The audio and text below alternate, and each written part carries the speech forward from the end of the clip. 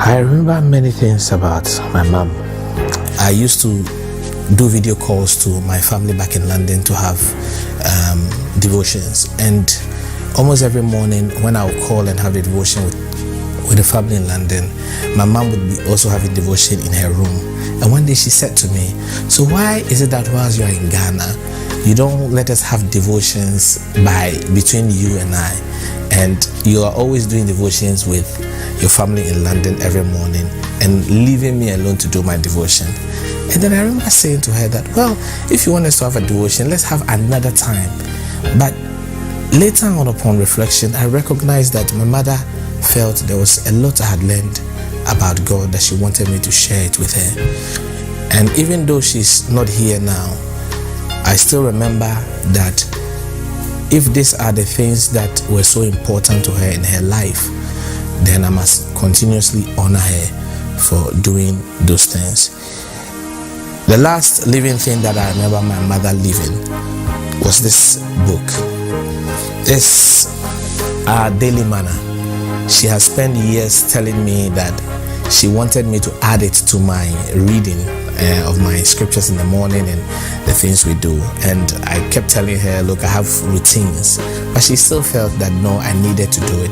There were times she used to say, look, what I've read today, I think it relates to you. And I said, okay, I will. Eventually, she sent me one. I never did. But just at the beginning of this year, she told me she was going to send me one. And I said, this time, I promise you, I will read it.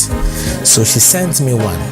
And she called me on the Wednesday before she died and said she has sent it to me and hopefully it should come in the post. And I said to her, she shouldn't worry. This time, when it comes, I would actually read it. And when I heard that my mom had passed away, I was just trying to find out whether there is anything that could help me remember what she wanted to say to me on her last occasion. It was when I came to see my sister that she gave me the book in which my mother had written my name and said that this is from Grace Nikwe to Emmanuel and family. And that day I recognized, even reading that book that day, on the date that it was, that what the book was saying to me was exactly what I felt my mother would have been reading that day. I think that was the only way by which I could know that both myself and my mom were all reading one thing at one time. And I will forever cherish this book as long as I live. Thank you. She never hesitated to tell me about God. Whenever she had opportunity, we would share things about in the scripture. We will talk about God and how He's been there for us since my dad died. And she will share with me instances where if it had not been for God, she doesn't know how we would have made it. And when I was in SS, first year, my brothers were in uni and secondary by then, and then my junior brother was in primary. She was alone, school fees and everything. After first term, she told me, things are tough. How I'll pay your fees, I do not know. But when I came on midterm, my mom took me to Cocoa Board. She just told me, dress up and let's go. We went there. She said, I heard they give scholarship. I'm not a cocoa farmer, but let's go. We went in there. She spoke to the secretary. I want to see your boss. They said, do you have appointment? She said, no. Why do you want to see him? I need to speak to him urgently. I'm a widow. God is the husband of all widows. Don't deny me this opportunity. The lady did not want to allow us see the hair boss, but my mom insisted. And finally we went to speak to the man. All he said was, bring your first term report. If it's good, we will give you scholarship. When we were coming, she said, my daughter, people talk to people and there is understanding. I have done my part. Now you heard the man. Now the ball is in your court. Go to school, learn and make the grades. Let's get the scholarship. I went to school. That semester, I had very good grades. I came home with it. She took me back, gave it to the man. And from first year, they started paying my fees. My mom never had to worry about my school fees in secondary school. From Form 1 to Form 3, it was sorted. And that's how brave and determined that woman is. Grandma Grace, kids normally call her that way, and so I adopted that and I also call her Grandma Grace. I remember the first time I met Grandma Grace was in Ghana. I went to visit my husband, that he was then my friend, in Teshin where they lived. She really welcomed me warmly into her home, and that was the first time I got to know her. Shortly after, the second time I met her was in the UK, where she came to visit us just a few months after we got married.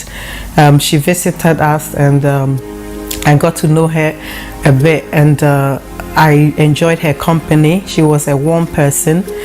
She was a good advisor, I would say. She gave me a good advice that I would never forget in my life. Grandma Grace told me that she cherishes marriage a lot, and that was a very good advice she gave me, and that is what has kept me. She told me that for her, she would have wished her husband was alive, and even if they weren't together, she would have gone anywhere and any length to go and look for him and rekindle things with him, because she cherishes marriage, and that I should hold on to this advice throughout this marriage that I've come. So I know Grandma Grace, from her heart of hearts, was a giving person, and that's what I remember about her, and I will never forget, and I will always miss this about her. I really love her, and I hope that I will cherish all these memories till we meet again. I first met my lovely wife. She told me about telling her mom about me, and the first question Grandma asked her was, "Where is he from?" And I was like, "Oh my God." Then she said that when she told her about where I came from, she said, "Okay, they are good." And I was like, "Yeah, I have passed the first test."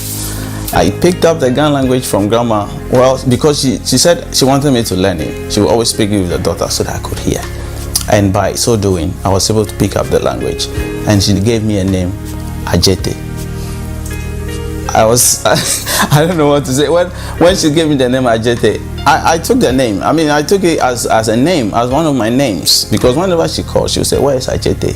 And I always try to speak Ghana with her. Grandma was always prayerful.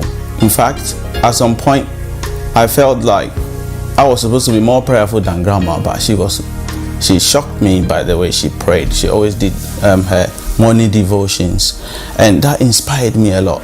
In fact, I felt like as the father of the house, I was supposed to be leading devotions, but Grandma would be the one who would come and call us, say, "Oh, come on, let's do devotion." And that really was a turning point in my own Christian life. And I realized that even at her age, she'll be able to wake up so early, come and wake us all up to do devotion. That was very inspiring, and that really built up my own Christian life, and that was really impressive as far as I was concerned.